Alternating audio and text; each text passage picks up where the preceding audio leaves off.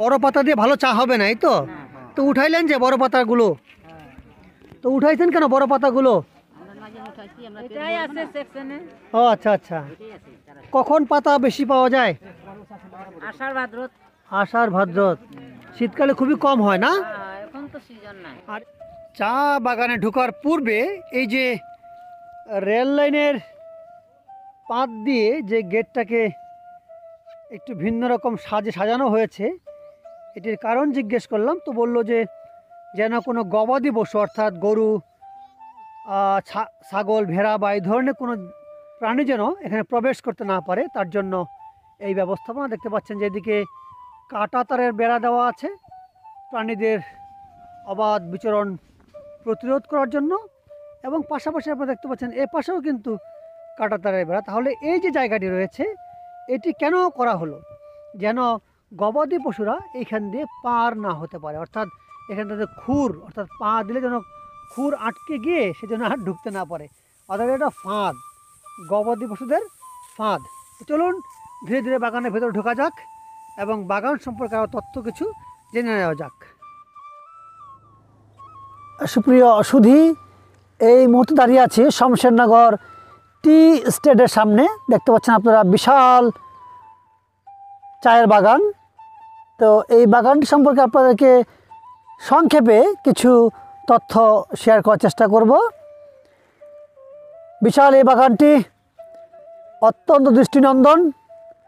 আপনারা যারা ঢাকা থেকে ঘুরতে আসেন, আমরা বিভিন্ন সময় সাধারণত শ্রীমঙ্গলেই ঘুরতে যাই, যে ওখানে চায়ের বাগান মধ্যে যে শুধু আমরা মনে করি যে শুধুমাত্র শ্রীমঙ্গলেই বুঝি চায়ের বাগান, কিন্তু এই পুরো সিলেটের বিভিন্ন অংশে যে আপনার চা বাগান রয়েছে এটা আমরা তো অনেকেই আমাদের অজানা রয়েছে। তো আসুন আপনাদের সঙ্গে এই বাগানটির সম্পর্কে কিছু তথ্য প্রদান করার চেষ্টা করব।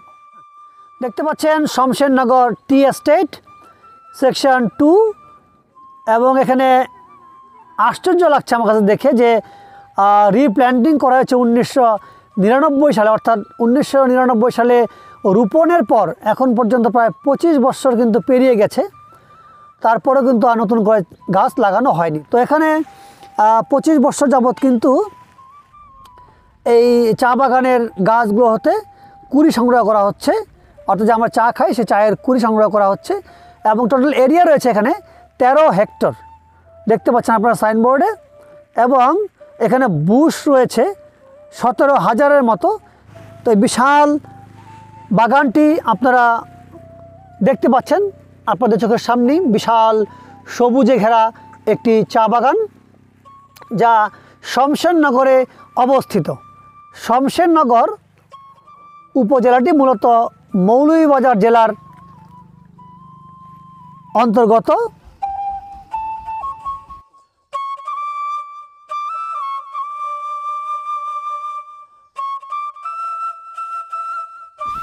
আপনারা এই চা বাগানের মাঝে মাঝে দেখতে পাচ্ছেন প্রচুর বড় বড় গাছ রয়েছে, কারণ চা এমন জায়গায় উৎপন্ন করতে হয় যেখানে ঢালু, অর্থাৎ পানি জমে না, এবং পাশাপাশি এই গাছগুলোকে ছায়ার মধ্যেও রাখতে হয়। এই জন্য চা বাগানে সাধারণত এলবিজিয়া গণের বিভিন্ন গাছ রোপণ করা হয়।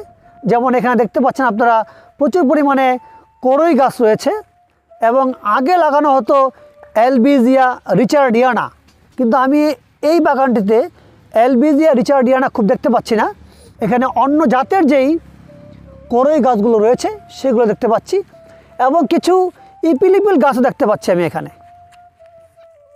তো এই চা বাগানটি নিশ্চয়ই আপনাদেরকে মনোমুগ্ধকর অবস্থায় নিয়ে এসেছে।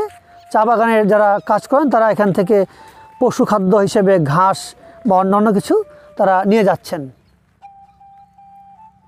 আমরা এবার আমাদের সফর শুরু করেছিলাম ঢাকা থেকে 15ই ডিসেম্বর 2024, এবং আমরা গতকাল এখানে আমার এক খুব স্নেহভাজন ছাত্রের বাসায় উঠি যার নাম শাহনেওয়াজ, আর ওর সাথেই কিন্তু আমরা এখন এখানে এই বাগানটিতে ভ্রমণে বেরিয়েছি আমার পরিবারের সদস্যদেরকে নিয়ে।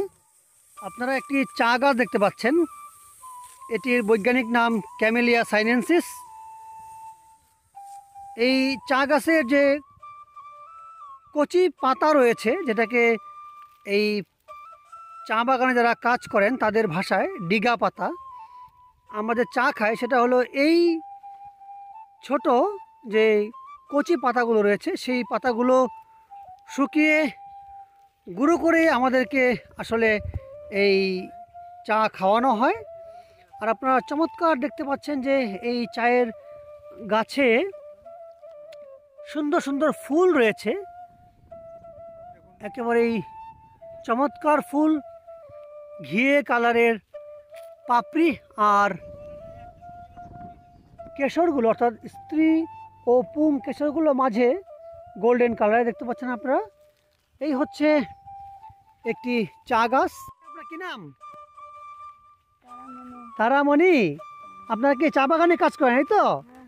আচ্ছা আচ্ছা, তো আপনার চায়ের কি উঠান? আসলে আমরা তো চা পাতা খাই, এই যে কচি পাতাগুলো কি উঠান আপনারা? ও তাই না? এই পাতাগুলো পরে কি করেন, শুকান নাকি, না কিভাবে কি করেন? ও চা ঘরে নিয়ে যান, এই তো? ও আচ্ছা আচ্ছা, সারাদিনে কতটুকু পাতা ওঠান আপনারা?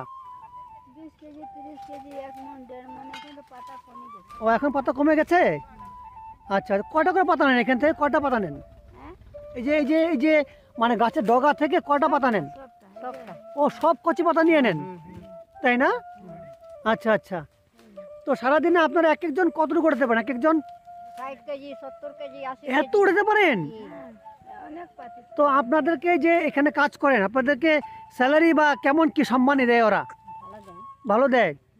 এটা কি আপনাদের পাতা উঠানোর উপর নির্ভর করে যে কয় কেজি উঠাইলেন?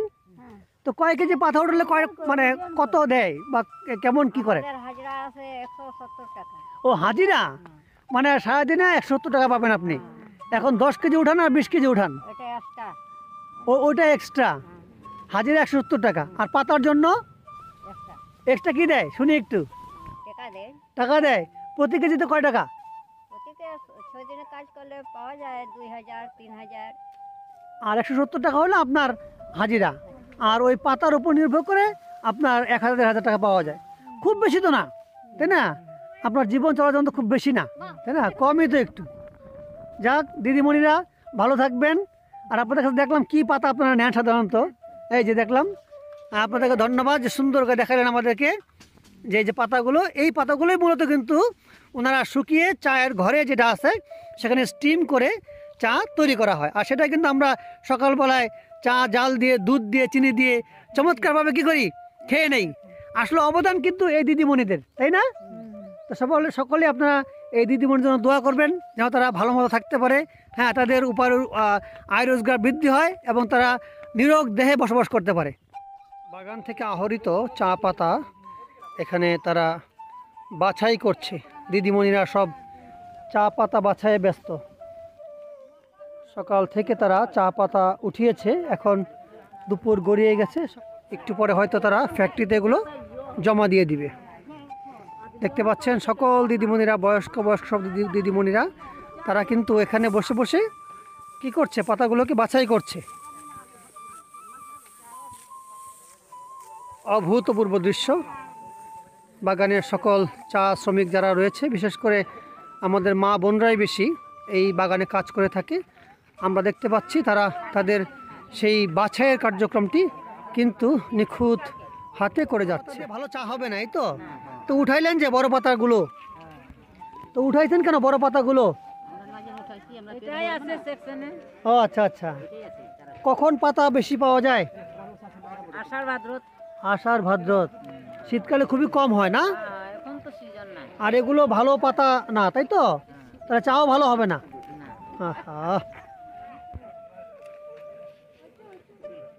এখন সিজন নয়, তাই বড় বড় পাতা, আর এই পাতার চা খুব ভালো হয় না, যা এই দক্ষ দিদিমণিরা জানালেন। আপনাদের সঙ্গে এই চা বাগানটি শেয়ার করতে পেরে আমার কাছে বেশ ভালোই লাগছে। আশা করি আপনারাও যথেষ্ট উপভোগ করেছেন।